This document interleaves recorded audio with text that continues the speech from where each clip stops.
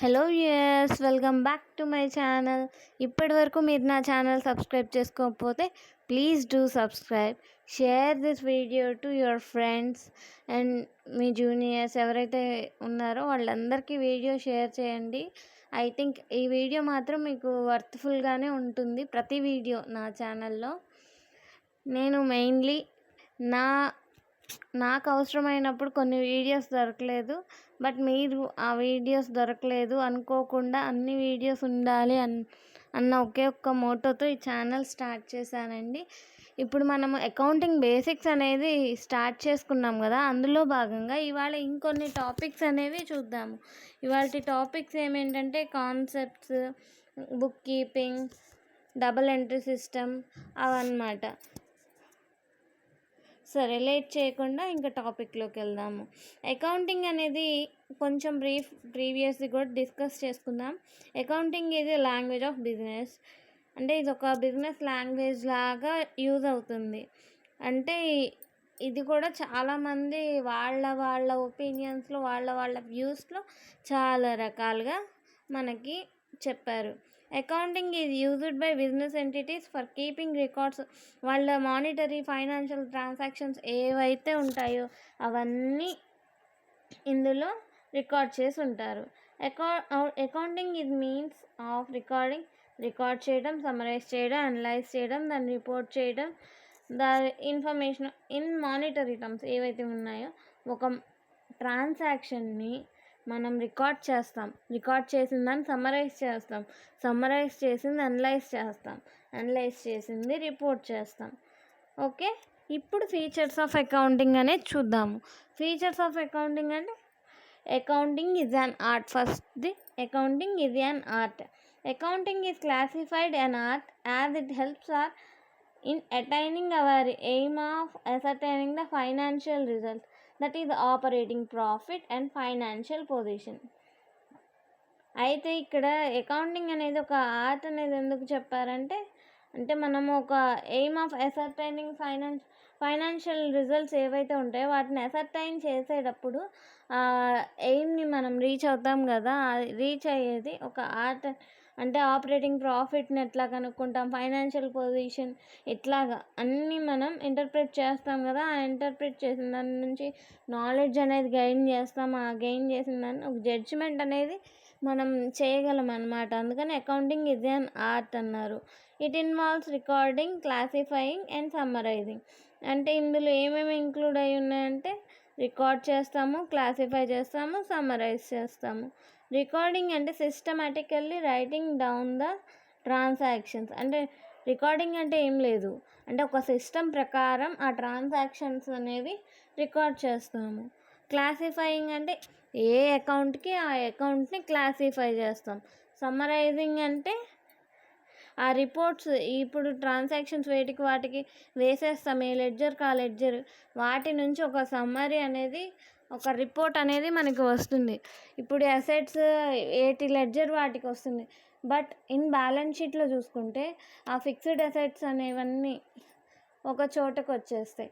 అట్లా దేనికి దాన్ని సమ్మరైజింగ్లో రిపోర్ట్ అనేది మనం ఫైనల్ చేసేస్తాం. Okay, it records transaction in terms of money. ఇది మానిటరీ టర్మ్స్లోనే రికార్డ్ చేస్తారు. అంటే ఇప్పుడు క్రెడిట్ బేసిస్ అయినా అవ్వచ్చు, అసెట్స్ అయినా అవ్వచ్చు, ఏవైనా మానిటరీ వాల్యూ. ఇప్పుడు ఒక అసెట్ తీసుకున్నాం అనుకోండి, దాని డిప్రిసియేషన్ తీసుకొని ఆ అసెట్ వాల్యూ అనేది మనం మానిటరీ టర్మ్స్లోనే చూపిస్తాం. ఒక గుడ్విల్, కాపీరైట్స్ ఇవన్నీ ఏవైతే ఉన్నాయో టాంజిబుల్ అవ్వచ్చు, ఇంటాంజిబుల్ అవ్వచ్చు, ఏ అసెట్స్ అయినా మనం మానిటరీ టర్మ్స్లోనే చూపిస్తాం. ఏ పేమెంట్స్ అయినా, ఏ ఎక్స్పెన్సెస్ అయినా, ఏ లయబిలిటీస్ అయినా, ఏ లోన్స్, ఇవి ఏవైనా మానిటరీ, ఎంత అప్పు ఉంది అనేది మానిటరీలోనే చూపిస్తాం. మనీ ప్రకారంగా మనీ అనేది మనకి ఇక్కడ మెయిన్ రోల్ ప్లే చేస్తుంది అన్నమాట. Next, terms of money it will not be there for book keeping అనేది mainly concerned with recording of financial data relating to the business operation in book keeping అంటే ఏంటి అంటే ఒక కన్సర్న్లో ఆ బిజినెస్ ఆపరేషన్స్లో ఏవైతే transactions ఉన్నాయో ఒక ఆర్డర్లీ మేనర్లో, అంటే ఒక క్రానలాజికల్ ఆర్డర్ ఫాలో అవుతూ ఒక టైమ్లీ బేసిస్, ఏది ఎర్లీగా జరిగితే ఆ ట్రాన్సాక్షన్ ముందు, ఏది తర్వాత జరిగితే, ఫర్ సపోజ్ March 1 ఒకటి పర్చేస్ చేసాము, March 5 ఇంకోటి పర్చేస్ చేసాము. ఫస్ట్ March 1 ఏ ట్రాన్సాక్షన్ జరిగిందో అది రాస్తాము, ఆ తర్వాత March 5 జరిగిన ట్రాన్సాక్షన్స్ అనేది రాస్తాము. అట్లాగా ఒక క్రానలాజికల్ ఆర్డర్ని బేస్ చేసుకొని ఇవి బుక్ కీపింగ్ అనేది జరుగుతుంది. It is concerned with the permanent record of all transactions in a systematic manner. అంటే ఒక షో ఇట్స్ ఫైనాన్షియల్ ఎఫెక్ట్. ఈ ఒక కన్సర్న్లో, అంటే ఒక ఫర్మ్లో, ఒక ఆర్గనైజేషన్లో ఏదైతే ఉంటుందో అది ఒక సిస్టమాటిక్ మేనర్లో కనుక మనం రికార్డ్ చేసినట్లయితే అవి మనకి బెటర్ రిపోర్ట్ ఇస్తాయి. ఇప్పుడు ఎప్పటికప్పుడు మనము లెక్కలు రాసేసామనుకోండి, మనకి ఎట్లా ఉంటుంది, క్లియర్గా ఉంటుందో ఈరోజు ఆ రోజు ఇది అని రాసేసుకుంటాం. అదే ఈరోజు లెక్క ఒక నెల రోజుల తర్వాత, ఒక 6 నెలల తర్వాత చెప్పమంటే చెప్పగలమా? చెప్పలేం కదా. అట్లాగ ఒక ఆర్డర్లీ మేనర్లో కనుక మనం రాసుకుంటున్నాం కదా ఈ బుక్ కీపింగ్లో, అప్పుడు మనకి ఒక బెటర్ రిపోర్ట్ అనేది, బెటర్ అనాలిసిస్ అనేది వస్తుంది. ఇప్పుడు ఫర్ సపోజ్ గమనించినట్లయితే ఏ రోజుకి ఆ రోజు ప్రైజెస్, రేట్స్ ఏవైతే ఉన్నాయో అవి డీవియేట్ అంటే పెరుగుతూ ఉంటాయి, కొన్ని తగ్గుతూ ఉంటాయి కదా. ఆ డిఫరెన్సెస్ ఏవైతే ఉన్నాయో ఇట్లా మనం ఆర్డర్లీ ఏ రోజుకి ఆ రోజు లెక్క రాసుకున్నట్లయితే మనకి ఎంత డిఫరెన్స్ అనేది తెలుస్తూ ఉంటుంది. ఈరోజు ఎంత ఉంది, రేపు ఎంత ఉందో అట్లాగా. The main purpose behind book keeping is to show correct position. అంటే ఒక ఆర్గనైజేషన్ ఆర్ ఫర్మ్ ఏదైతే ఉందో దాని కరెక్ట్ పొజిషన్ ఏంటనేది ఈ బుక్ కీపింగ్ వల్ల మనకి తెలుస్తుంది. నెక్స్ట్ ఇప్పుడు concepts and principles and conventions and overview అనేది చూద్దాము. First entity concept. Entity concept అంటే ఏంటి? పేరులోనే ఉంది కదా, ఎంటిటీ అంటే ఒక ఎంటిటీకి సంబంధించిన కాన్సెప్ట్. ఈ ఎంటిటీ కాన్సెప్ట్ అంటే ఏంటి అంటే, ఎంటిటీ అనేది నథింగ్ బట్ ఒక ఆర్గనైజేషన్, ఒక ఫైనాన్షియల్ ఇన్స్టిట్యూట్, వాట్ ఎవర్. అంటే ఒక పర్సన్ కాదు, ఇట్స్ అన్ ఫామ్, ఆర్గనైజేషన్. ఇప్పుడు ఒక పర్సన్ ఉన్నాడు, అతను అకౌంట్ ఉంటుంది కదా, అతని అకౌంట్ సెపరేట్, అండ్ అతని బిజినెస్ ఉంటుంది కదా, ఆ బిజినెస్ అకౌంట్ అనేది సెపరేట్. ఇప్పుడు ఒక షాప్ తీసుకున్నాము, ఆ షాప్ ఓనర్, ఫర్ సపోజ్ ఎవరో ఒకళ్ళు ఎక్స్ అనే వ్యక్తి ఆ షాప్ ఓనర్. ఆ ఎక్స్ అనే పర్సన్ తన కోసం కొంత ఏవైతే తీసుకుంటున్నాడో అది అతని డ్రాయింగ్స్ అవుతాయి. అదే ఒక ఫామ్ కోసం ఏదన్నా తీసుకున్నాడు అనుకోండి, అది కంపెనీ అకౌంట్, కంపెనీకి సంబంధించి. అతని పర్చేజెస్ వేరే ఉంటాయి, కంపెనీ అకౌంట్ వేరే ఉంటుంది. ఈ ఎంటిటీ కాన్సెప్ట్లో nothing but firm separate and person అనేది separate. Enterprise is a separate entity from its owner. That's enough. And money measurement concept. As per this concept, only those transactions. అంటే money measurement concept అంటే ఏంటి? ఏ transactions అయినా మనం మనీతో measure చేస్తాం, అదే కదా ప్రీవియస్ చెప్పుకున్నాం. అదే ఇక్కడ మనీ మెజర్మెంట్ కాన్సెప్ట్ అంటే ఏ వస్తువు అయినా మనం మనీతోనే మెజర్ చేస్తాం. గుడ్ విల్ అంటే నథింగ్ బట్ మంచి పేరుని మనీతో కొలుస్తారు, అలాగనమాట. పీరియాడిసిటీ కాన్సెప్ట్ అంటే కాన్సెప్ట్ అంటే నథింగ్ బట్ మనకేం లేదు, ఏ పీరియడ్కి తగ్గట్టు ఆర్డర్గా పీరియాడిసిటీ ఇప్పుడు ఏది ఎర్లియర్ అయితే అది ఫస్ట్ రాసుకోవడం, ఏది లేటర్ అయితే అది తర్వాత రాసుకోవడం, అట్లాగనమాట. అక్రూవల్ కాన్సెప్ట్ అంటే, under accrual concept, the effects of transaction and other events are recognized on mercantile basis. That is when they occur and not as cash or cash equivalent received, paid and recorded in the records and reported in financial statements of period to which the relate financial statement prepared on the aircraft inform users not only of past events in the payment and receipts of cash, but also obligations to pay cash in the future and of resources that represent cash to be received in future. అంటే ఈ accrual concept అనేది ఏంటంటే, మనం credit basis కానీ cash basis credit basis అయినా cash basis అయినా ఏదైనా సరే మనం ఫ్యూచర్లో వచ్చే దాని గురించి ముందుగానే రాసుకోవడం అట్లాగనమాట. మ్యాచింగ్ కాన్సెప్ట్ అంటే in this concept all expenses method with the revenue, అంటే ఇప్పుడు ఎక్స్పెన్సెస్ ఏవైతే ఉన్నాయో అవి రెవెన్యూ అన్నమాట, అండ్ ఇన్కమ్స్ ఏవైతే ఉన్నాయో అవి రిసిట్స్. అంటే ఆ రెండు ఇక్కడ చూడండి, in this concept all expenses method with the revenue of that person should only taken in to consideration in the financial statement. If any revenue is recognized, then expense has related to earn that revenue should also be recognized. This concept is based on accrual concept as it considered occurrence of expenses and do not concentrate on actual inflow or. ఇక్కడ ఏంటంటే matching కాన్సెప్ట్లో actual inflow outflow మీద కాదు.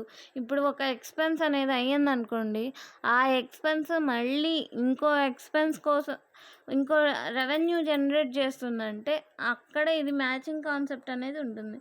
Next going concern concept, అంటే going concern అంటే ఒక running company concept. ఒక company run చేయడానికి మనకి ఏం కావాలి, వాటిని ముందుగా ఫోర్సీయింగ్ ఈవెంట్స్, ముందుగా ఏం జరగబోతుంది ఫ్యూచర్ ఎస్టిమేట్ చేయాలి. నెక్స్ట్ ఇప్పుడు ఏది ట్రెండ్ అవుతుంది, ఫర్ సపోజ్ ఇప్పుడు ప్రజెంట్ ఏం ట్రెండింగ్లో ఉంది అంటే సమ్మర్ కాబట్టి ఎక్కువ అందరూ ఏం చేస్తారు, ఐస్లు, కూల్ డ్రింక్స్. ఇప్పుడు కూల్ డ్రింక్స్ చాలా ఈజీగా దొరుకుతూ ఉంటాయి, చలివేంద్రాలు అవి దొరుకుతాయి. అదే చలికాలంలో చలివేంద్రాలు పెడితే ఎవరు రారు, కూలింగ్ వాటర్స్ పెట్టినా ఎవరు తాగరు. సో ఇప్పుడు మనకి మనం ఇష్టపడేది ఏంటంటే కూలింగ్ వాటర్, కూల్ డ్రింక్స్ అట్లాగా.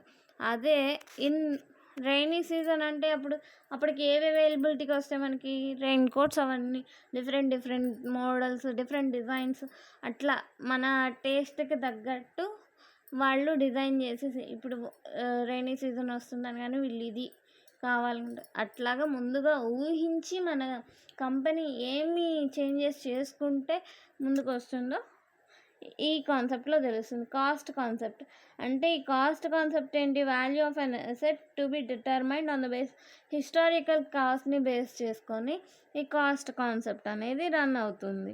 నెక్స్ట్ రియలైజేషన్ కాన్సెప్ట్ దగ్గర కాస్ట్ కాన్సెప్ట్ ఒకేలాగా ఉంటాయి. And an asset is to be recorded only when the business realize it. When an asset is recorded, ఒకవేళ హిస్టారికల్ కాస్ట్ ఒక 5 lakhs అనుకోండి, ఆ కరెంట్ కాస్ట్ ఏమో 15 lakhs అనుకోండి, అది ఎప్పటి వరకు మనకి అది కరెక్ట్గా వాల్యూ చేయాలని ఒక ఫైనాన్షియల్ రిపోర్ట్ ప్రిపేర్ చేయాలన్న దాకా మనమేమి అది వాల్యూ చేయము. అది హిస్టారికల్ కాస్ట్ ఏదైతే ఉందో 5 lakhs అంతే ఉంచుతాము. డ్యూయల్ ఆస్పెక్ట్ కాన్సెప్ట్ అంటే ఏంటి, 2 aspects డ్యూయల్ అంటే టూ ఆస్పెక్ట్స్ అనమాట. ఈ కాన్సెప్ట్ దేనికంటే డబల్ ఎంట్రీ సిస్టమ్కి ఇదే కోర్ కాన్సెప్ట్ అనమాట. అంటే ఒక అసెట్ ఇంక్రీజ్ అయిందనుకోండి, ఆటోమేటికల్గా సైమల్టేనియస్లీ ఒక లయబిలిటీ ఇంక్రీజ్ అవుతుంది. ఒక అసెట్ డిక్రీజ్ అయితే సైమల్టేనియస్గా ఆ లయబిలిటీ డిక్రీజ్ అవుతుంది. అంటే ఇప్పుడు ఒక బ్యాలెన్స్ షీట్ అంటే ఏంటి, assets equal to liability. Assets ఎంత అయితే వాల్యూ ఉంటుందో లయబిలిటీస్ వాల్యూ కూడా అంతే ఈక్వల్ అవుతుంది. కన్జర్వేటిజం అంటే ఏంటి, it states that accountant should not anticipate income and should provide for all possible losses when there are many alternative values of an asset, and accountant should choose the method which leads to the lesser value. Later on we shall see that the golden rule of current assets valuation, cost or market price. కన్జర్వేటిజంలో accountants అనే వాళ్ళు ఏం చేస్తారంటే ఏదైతే lesser value అనేది చూసుకొని ఆ lower originated cost ఏదైతే ఉంటుందో అది ఫిక్స్ చేసుకుంటారు. అది మార్జిన్ పెట్టుకొని అంతకు తగ్గకూడదు అన్నట్టు చెప్పడం అయితే గోల్డెన్ రూల్ ఎక్కువే చెప్తారు. సో అదనమాట. కన్సిస్టెన్సీ అంటే ఏంటి, in order to achieve comparability of financial statement of an enterprise through time, the accounting policies made only in certain exceptional circumstances. The concept of consistency is applied particularly when alternatives of accounting are equally acceptable.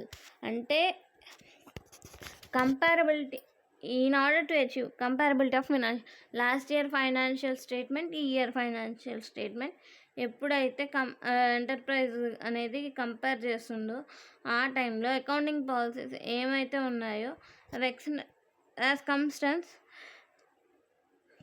అక్కడ consistency అనేది apply అవుతుంది. Alternative methods of accounting are equal. అంటే ఈ మెథడా accounting methods ఉంటాయి కదా, ఏ method use చేసుకో, ఆల్టర్నేటివ్ మెథడ్స్ ఏవైతే సూటబుల్ అవుతాయో, ఏదైతే కంపారబుల్ చేసుకోగలమో అక్కడ ఈ కన్సిస్టెన్సీ అనేది ఫాలో అవ్వచ్చు. మెటీరియబిలిటీ అంటే permits other concept to be ignored if the effect is not considered అంటే మెటీరియబిలిటీ అంటే అది మెటీరియల్ని కాదు, ఆ is an exception of full disclosure ప్రిన్సిపల్కి ఇది ఎక్సెప్షన్ అనమాట. According to materiality principle all the items having significant economic effect on business.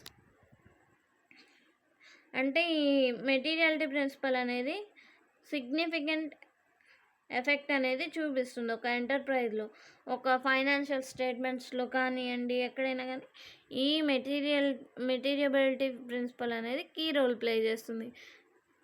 And next classification of accounts.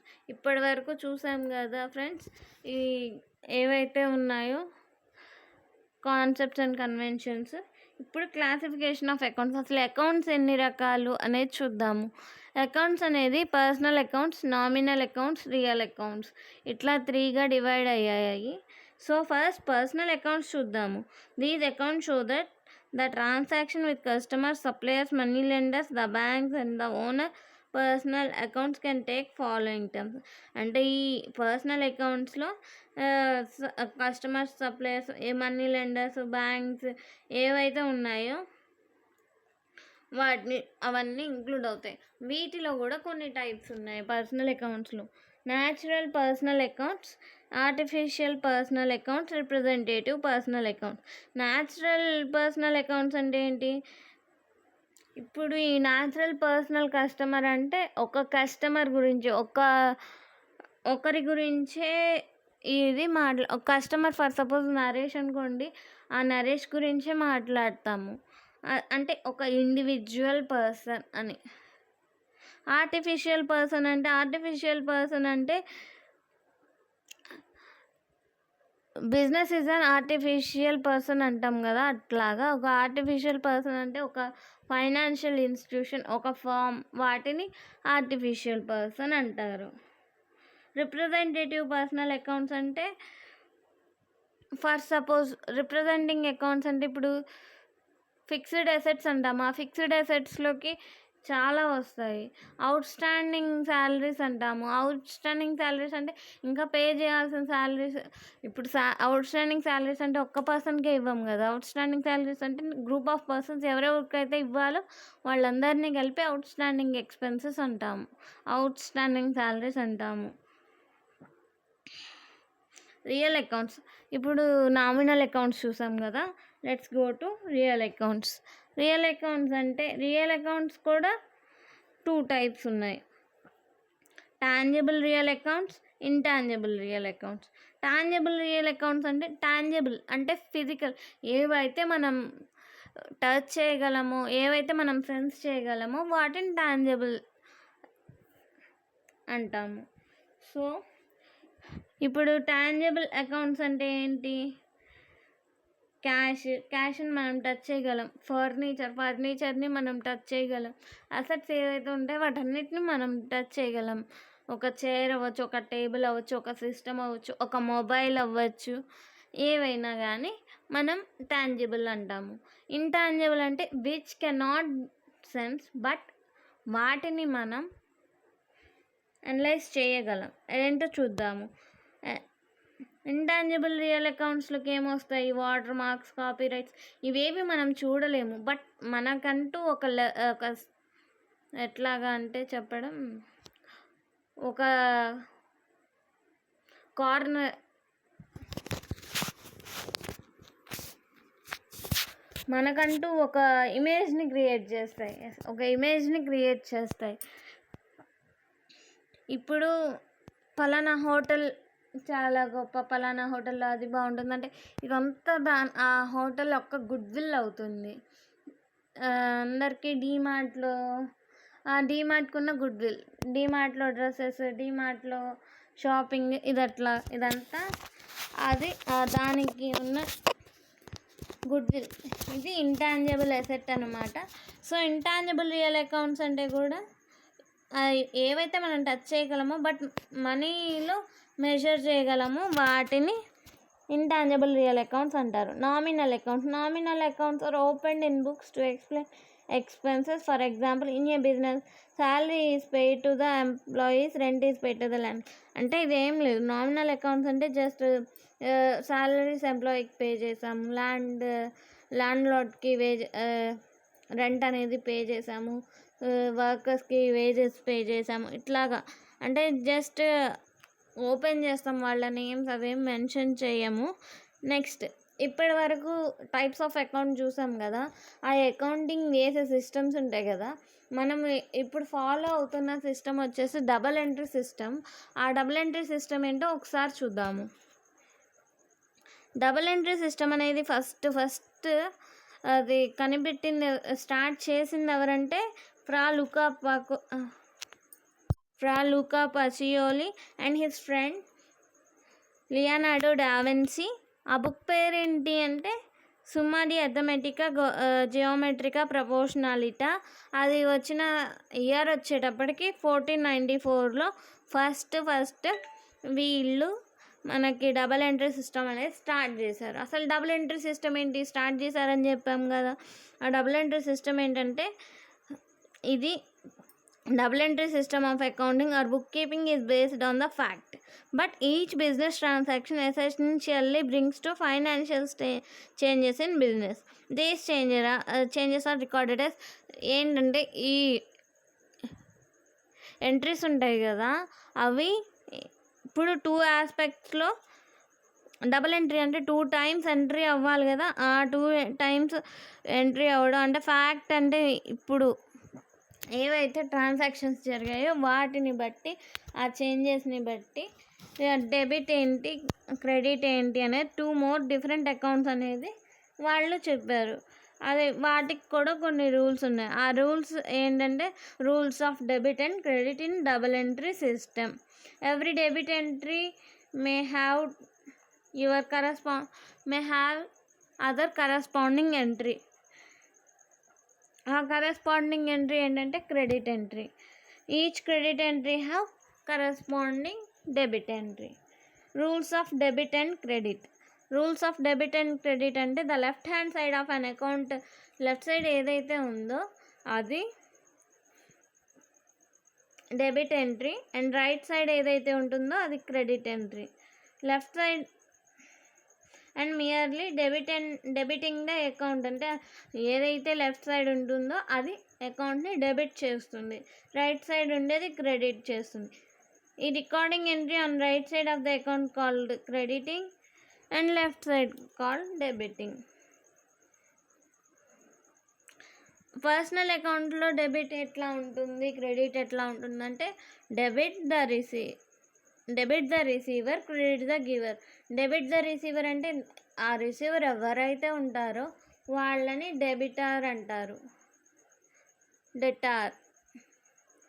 Credit ఎవరైతే మనీ పే చేస్తున్నారో వాళ్ళు creditor. What comes in debit the receiver, ఎవరైతే receive చేస్తున్నారో వాళ్ళు debit, ఎవరైతే money ఇస్తున్నారో వాళ్ళు debit. For suppose నేను మా అక్కకి ఒక బుక్ ఆర్ మనీ ఏదైతే ఉందో అది ఇస్తున్నాను అనుకోండి, మా అక్కని డెబిట్ చేస్తాను, నేను క్రెడిట్ చేస్తాను. Sister debtor to me, that means Gayatri. Real అకౌంట్కి వచ్చేసరికి debit what comes in, credit what goes out. Real అకౌంట్లో ఏంటంటే what comes in and what goes out. For suppose నేను ఒక పెన్ పర్చేస్ చేశాను అనుకోండి, నాకేమొస్తుంది, పెన్ వస్తుంది, దాన్ని డెబిట్ చేస్తా. పెన్ అకౌంట్ డెటార్ టు ఏం పే చేస్తాను, క్యాష్ పే చేస్తాను. Pen account debtor to cash account. Next nominal account వచ్చేటప్పటికేంటి, debit all expenses and losses, credit all incomes and gains. అంటే డెబిట్ ఏంటి, ఎక్స్పెన్సెస్ లాసెస్ ఏవైతే ఉంటాయో అవన్నీ డెబిట్ చేసేస్తాను. మనకి ఏదైతే ఇన్కమ్స్ అండ్ గెయిన్స్ అవుతాయో వాటన్నిటిని క్రెడిట్ చేస్తాను. ఇంతే friends today session. Thank you for watching. Please subscribe to my channel. మీ చేసే సబ్స్క్రిప్షన్స్ కానీ, షేర్స్ కానీ, లైక్స్ కానీ అవి చాలా సపోర్టింగ్ ఉంటాయి. మరిన్ని వీడియోస్ పెట్టడానికి నాకు ఇంట్రెస్ట్ అనేది ఇంకా ఇంకా ఇంకా వస్తుంది. ఇంకా కొత్త వీడియోస్ చేయాలనిపిస్తుంది. ఇప్పటి వరకు నా వీడియో చూస్తున్నారంటే ఖచ్చితంగా మీకు నచ్చే ఉంటుంది. Please do like and hit bell icon. Thank you for watching.